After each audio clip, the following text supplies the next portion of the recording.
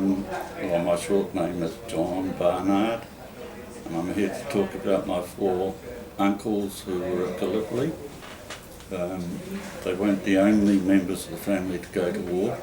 The fourth one went to France first, or to Belgium, was wounded there, and on the way back from, he was repatriated, and on the way back from France his ship stopped at Egypt, and the army medical officer decided he was fit enough to go to Gallipoli, so he was volunteered into the final reinforcements, the army term, volunteered, and so finished up with four of them being in Gallipoli.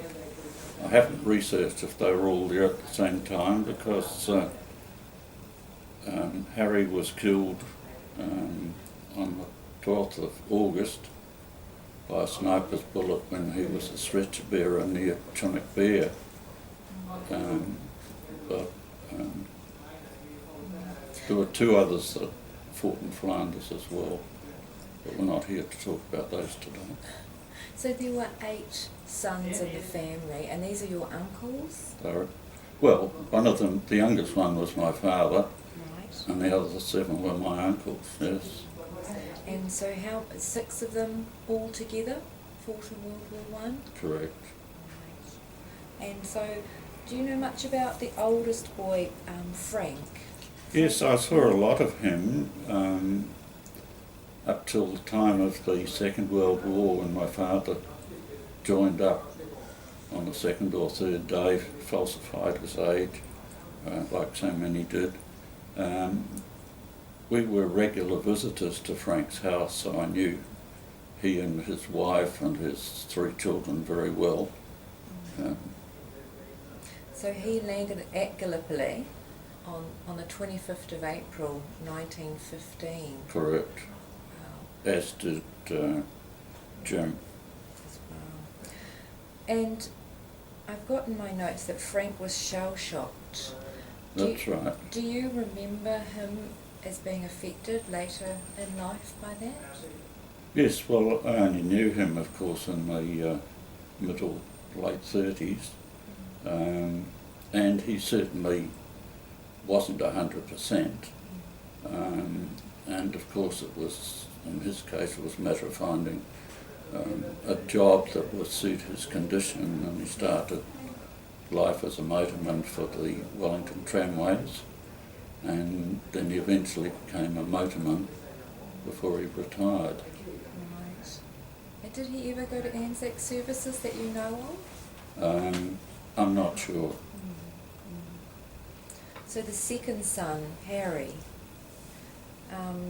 so he's one that was killed. Yes, he was stretcher bearer somewhere near Chinook Bear, I believe, although I haven't anything in writing to prove it. That we have a letter that's 100 years old that came to light just recently, talked about the incident where he was shot while he and 3 others were carrying a stretcher of a badly wounded soldier, and he had been doing a lot of stretcher bearing work for the preceding days, so I don't think any of them were particularly fit, and it was recorded in the letter that they were pretty thin as well. There wasn't much food or water on Gallipoli. No. And Harry landed at Gallipoli on the 25th of April 1915 as well? He landed on the 8th of May because he had been sick and was held over in Egypt until he was fit enough to go. Right. Okay. And then the third son is James? Yes, known as Jim, all and sundry. I knew him quite well. In fact, it was he and Joe who started off my knowledge of Gallipoli, and in 1936, when I was 8, both of them came and visited our family, well, my parents, I was the only child, and showed me their war wounds. And Jim had a very bad wound in his left shoulder that practically rendered the left arm useless. He'd been shot by a dum-dum bullet and they leave horrendous exit wounds. The entry wounds aren't very wonderful either. And Joe had been wounded near the knee, and I saw that as well. I didn't see a lot of Jim. I saw him occasionally in later life, but I knew his daughter quite well because during the war, Second World War, of course, I went and worked on their farm because at Wellington College the more senior students were given time off to go and help the war industry because the army were in residence at the college. And I chose to go as far away as I could, and that took me to Uranui in North Taranaki, where I worked on the farm for the length of time. It was fun. Yeah, it was fun.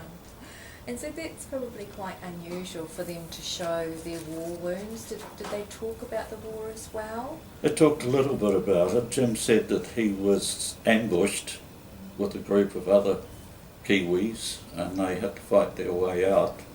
I don't know how many were able to get out of it. I know he did, obviously, and he talked mainly about himself. He did in later life as well. And he lived till he was about 97.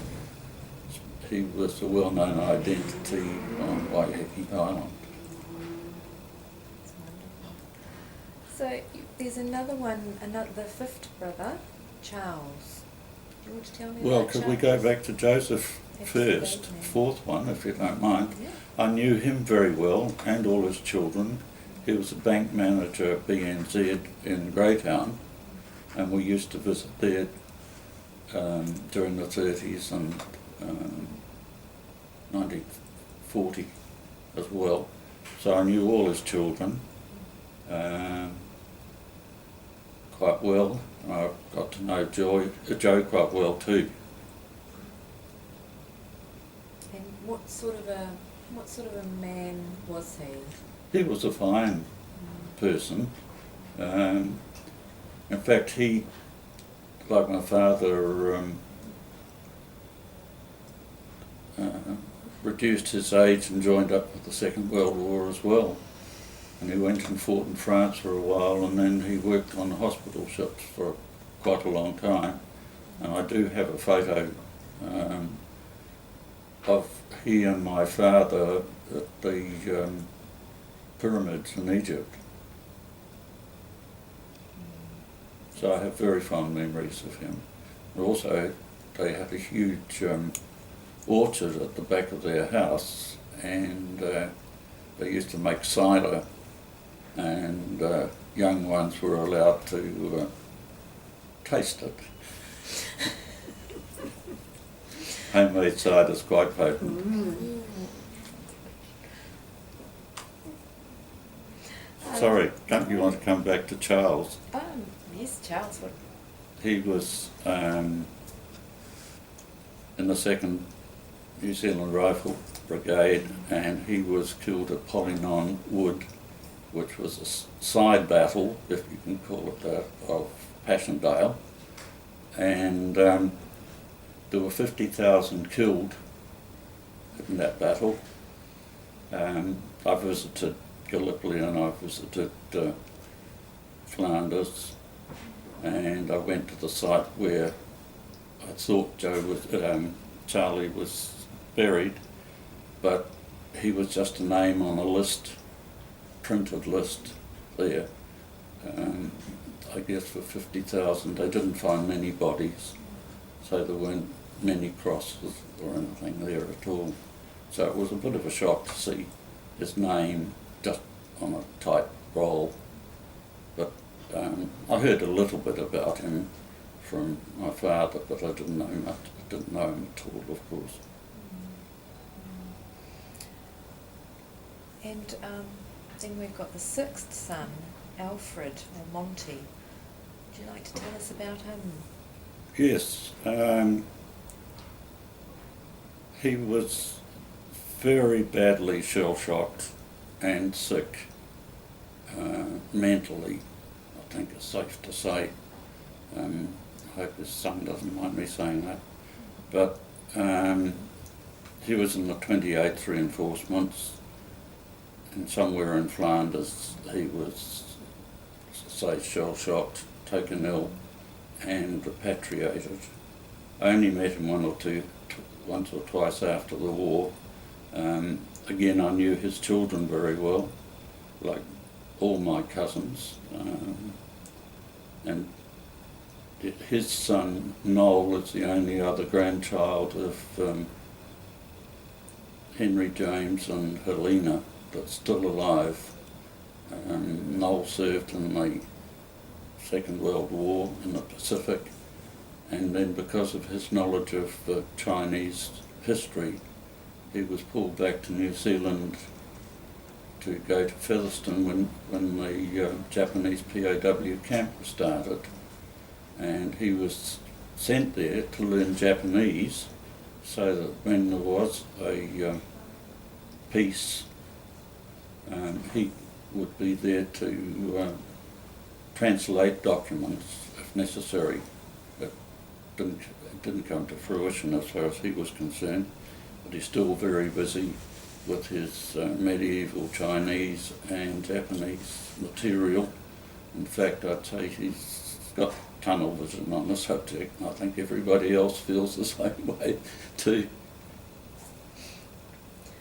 And so, what's your feeling? I mean, this is a huge sacrifice for one family. What are your feelings about that? Well, I seem to have taken it fairly personally.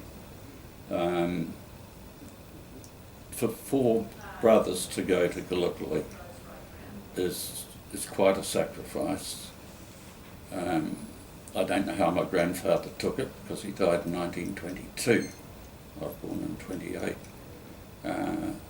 My grandmother took it very well. She must have, because she lived to be just over 100. But I'm sure it hurt. And yes, I must admit I get tears in my eyes occasionally when I'm looking at material about them. I mean, I've read of families who've had 3 sons there, and I feel very, very sorry for them, particularly as 2 were killed in Gallipoli and 1 was killed in France later. But I think 4, it's, as I've read in the newspaper, quite unusual. And it looks from the documents that they may, with the Wellington mounted rifles, they were possibly together on the 25th of April, those 2 at least. Well, I believe although they were on separate ships, there were 10 from New Zealand, I think, and 27 from Australia that came together in a convoy off Albany in south Western Australia. And I'm not sure that they were even in the same regiment, but I don't know. Neither of them mentioned it, or if they did, my father didn't tell me. The 2 that passed away, my grandmother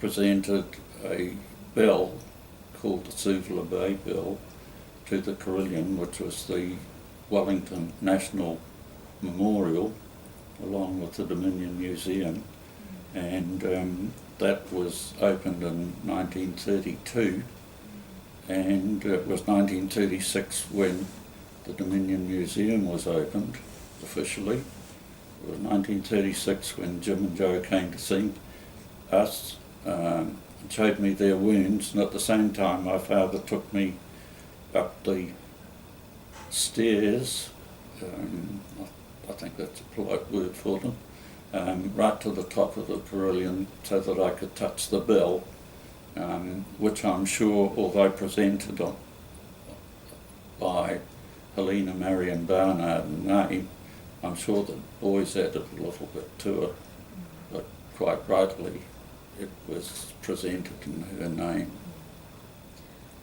And I know that she also helped while she was in Eltham, because they lived in Wellington, and then in Eltham, and then in Wellington again. And I know she raised a lot of money, did a lot of knitting, had knitting circles in Eltham, and also helped raise a lot of money for 2 ambulances. So she put a lot into the war effort. She spoke at a national patriotic meeting in Wellington in the town hall, and she also baked ginger nuts, and she's well known as the ginger nut lady, and she baked nearly 1,000 pounds of them. A special recipe, special size, to be packed into cocoa and baking powder tins that were used in those days, and they're about the size of button on a greatcoat, fairly small, bit like a marble that had been flattened out. And she used to fill the tins, and they were approximately £half a pound each. And then she had a friend who soldered the tops, and other people wrapped them and sewed calico around them so that they would survive the trip. And a lot of people, I have notes from various people saying how much they appreciated them, because it didn't just go to the boys, which is where they started, but then they shared them with their friends, and their friends then started writing to my grandmother asking for them themselves, and so it grew. But she produced these ginger nuts for both wars, and I'm not sure what the total was, but it was a lot. do you think her keeping herself busy like that too might have helped when she knew her Well, I sons? think it helped take her mind off family problems as well.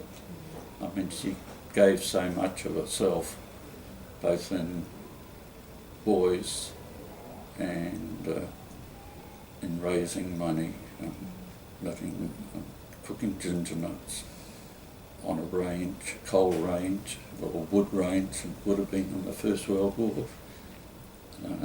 She was a very good cook as well. She cooked lots of other things as well that I remember, a lot of goodies when I used to go around to see her. Did you spend a lot of time with her? I spent quite a bit of time there. In fact, I believe I was born at her house. My parents couldn't find accommodation when they first married, and they stayed with Helena, and I was born there, and they moved soon after. So she knew me quite well. I got to know her later. How did she react on Anzac Days? Did she commemorate Anzac Days? I suppose she did, but I don't know. My first memories of going to Anzac Day were with my father and my mother back in the mid-30s. And then my wife and I used to go, and we took our children to it. And then when they were very young, we went overseas. I had a job overseas for over 8 years, and when we came back we renewed our trips to the Anzac parades. I've been going ever since. And my wife and I did go to Gallipoli, and actually it took us a year or two to get over that before we went to Anzac parades again, because if you've been there you'll know just how emotional it is. Everything reeks emotion. I don't think my wife would mind me saying that before we went she wondered why we were going. She hadn't been there long before she realised why, and I think in the end she was probably more emotional about it than I was. One of the last things we found was the memorial electronic bear with Harry's name on it. Well, it's H. Barnard, and I've got photos of that, of course. And how do you think your father felt about his brothers being he was the youngest child? Yes. So he was the ninth? He was the eighth boy, or ninth child, yes, because they had a daughter that, I can't remember, it was the second or third child, was a girl, and she died before she was 3. She was playing near an open fire and her nightdress caught on fire, and the burns were so severe she didn't survive them. That was back in the 1890s. And so did your father talk about his brothers? Oh yes, he talked about his brothers a lot. And I think he felt so strongly about them that that's the reason he joined up at the beginning of the Second World War, that he felt 6 of them had done their bit and he was going to go and do his. Len, the 7th boy, had died between the wars. So my father was in effect the only one who hadn't been to war, but as I mentioned, Joe decided to go as well. And Joe and my father were very close, even though there were quite a few years between them. And what were their experiences of World War II? Oh, my father was in the second echelon. He was held back to a little promotion, and because of being one of the eldest recruits, he was needed to help train the second echelon, and they were on their way through Suez to Egypt when Italy came into the war. So the convoy was rerouted to England. We spent quite a bit of time there, and then they were sent to Syria and Palestine and did a lot of training there before going to Egypt and being ready for the El Alamein offensive. He worked with one of the Greek brigades to try and teach them a little bit of British military discipline, I think were the words, but you can picture it. And he finished up with various units, and he was badly wounded at one stage, went to England after field hospital treatment, and then although the doctors suggested, knowing his age, that he should take repatriation, he decided against it and went back to Africa and then went on to Italy, and after that I lost contact with him, unfortunately. But I know he lived in England for a lot. He was demobbed in England and spent a lot of time there. So, John, would you like to tell us about this letter that's turned up recently? Yes. There's a letter dated the 1st of September 1915 with a covering letter dated November the 14th, which was sent to my grandfather, and it was written by one of the people who was a very close friend of Harry in Auckland, and Harry was in the working for a firm of solicitors and also going to Auckland University. And I have here a book with the details from their point of view. But this letter that was written in St Ignatius Hospital in Salima, Malta, 1st of September 1915, I'll just read a few excerpts from it. Now, to be serious, you will have seen that poor old Barney has solved the great mystery. He first landed at Cape Helles during the New Zealand Infantry Brigade sojourn there on the 8th of May. That's when he had been sick in Egypt up till then. He volunteered for a bayonet charge at Quinn's Post on the 4th of June, in which several other friends from Auckland also took part. Harry was slightly wounded on the scalp by a bullet during that charge, which was a desperate affair of bayonets and bombs. You imagine these people are in gullies because the Gallipoli Peninsula is nothing but little gullies. He never left Anzac, being treated in the field hospital. For nearly 2 months he and I were together. He was just his old, careless, happy self. He told me as he volunteered for the charge because, blow it, I hadn't been in a charge before and I wanted to see what it felt like. He got thinner and thinner as time went on, but he hung to it.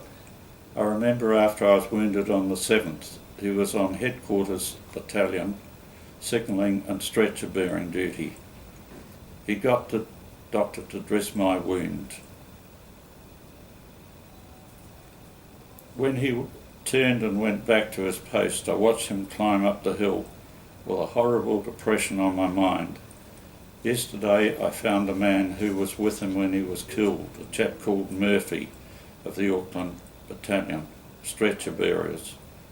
He told me about my old friend, how he had worked steadily all the night of the 7th and on the following days and nights, bringing in wounded from exposed positions to safety and carrying them to the clearing station.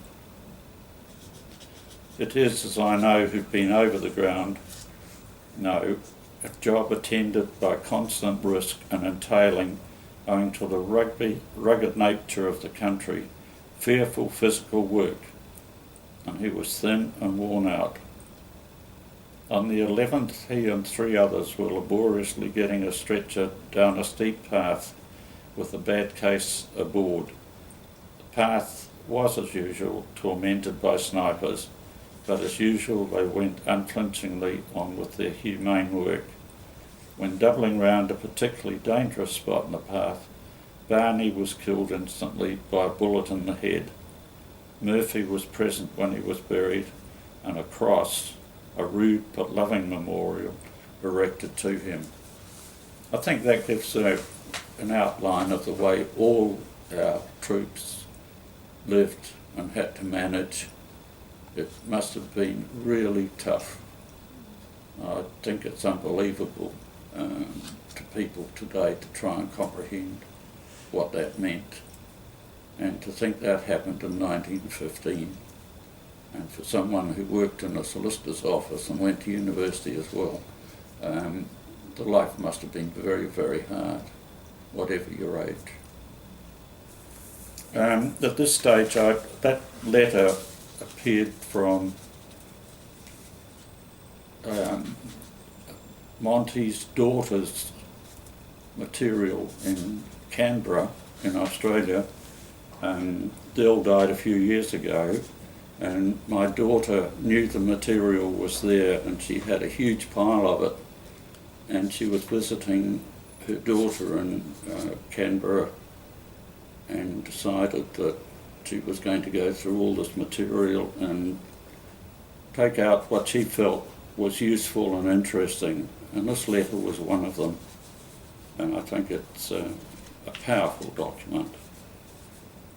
I think at this stage, before I go on any further, I'd like to acknowledge the work done by other people in preparing some of the material that I've used so far, except for the memories, of course.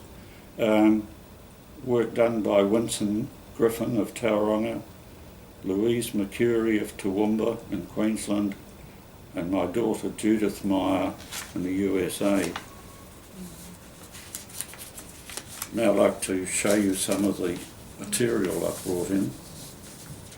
Starting off, I suppose we're talking about Harry, but there's an article about Private Henry Barnard in the Kiwi, which is the Auckland University College magazine of August 1916, and I'll just leave you to take a copy of that. I'm not sure of his photographs here in the book, but I don't think it is, otherwise I'd remember. So that you may want a copy. This is the cyclo-styled letter that Harry's parents received, signed by George R.I., which was George V, Rex and Imperatrix, possibly. Would you like to read that out, John? Yes, it's from head of Buckingham Palace with the sovereign's motto on top, and it says here, "I join with my grateful people in sending you this memorial of a brave life given for others in the Great War. George R.I." And I have a photo here of Harry, Frank and Jim, and you may wish to have that. Would you like to hold that up for the camera?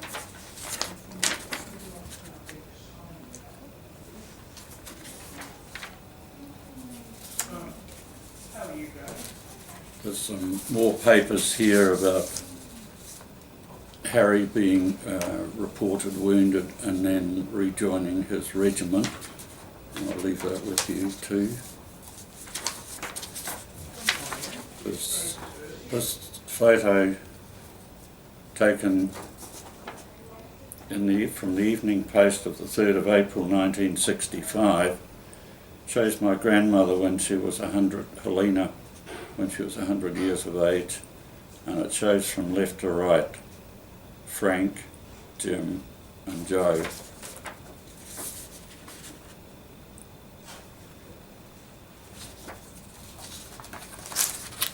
I mentioned that Helena presented a bell, the Suvla Bay Bell in the Carillion in Wellington, and this is a copy, a photo, I think before it was hung. You're welcome to have a copy of it.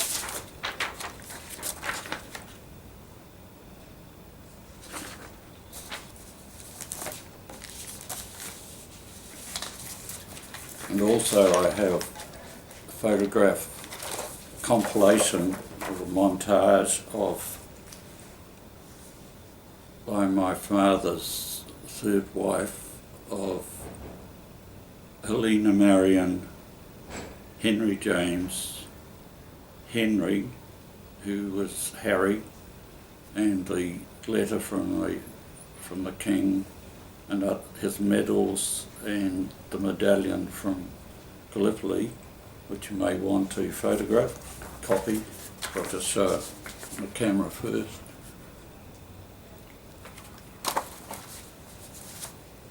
Where are those medals now, John? The medals are in the Wellington Ministry of Culture and History for display on special occasions.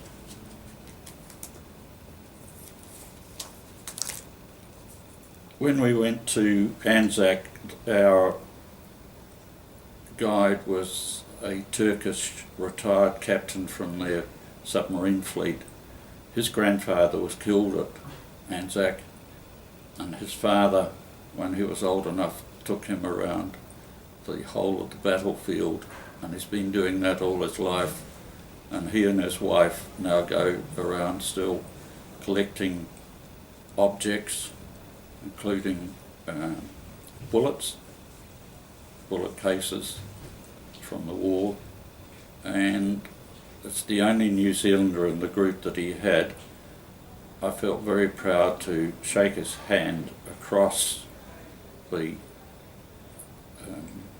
Anzac Cove Memorial Plaque.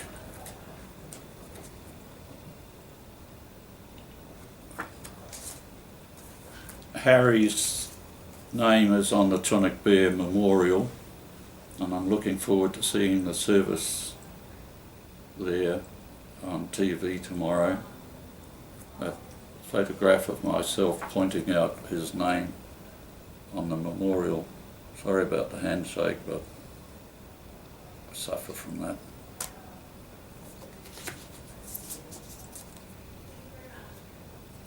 That's a photograph of all the sons in age order, and you can work that out from the data that I've given you.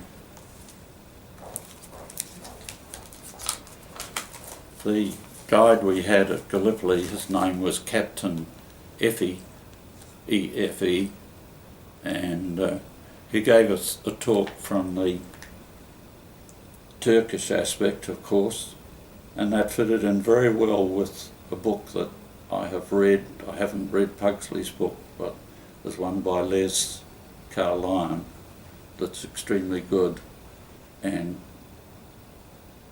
I think goes to a lot of trouble to work out who was at fault for the things that went wrong at Gallipoli. I don't think it's my place to point those out, but it was very interesting to hear that what Carlyon had written was confirmed from the Greek aspect in the stories.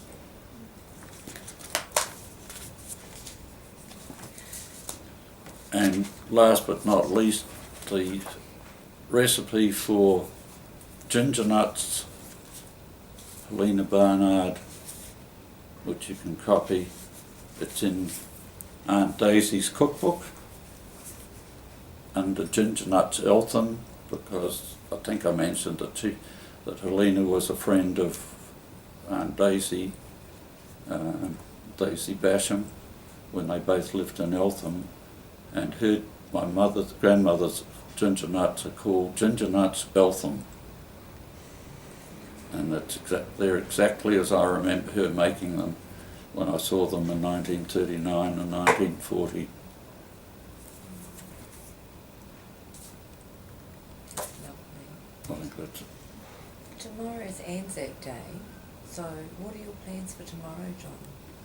Oh, my wife and I are going to be there at the parade at the Domain, and we'll be thinking very much of the four who were at Gallipoli, plus the others who were in Flanders, and my father, and my cousins who also fought in the Second World War. There's a lot to remember, and we'll be doing our best to think of them all.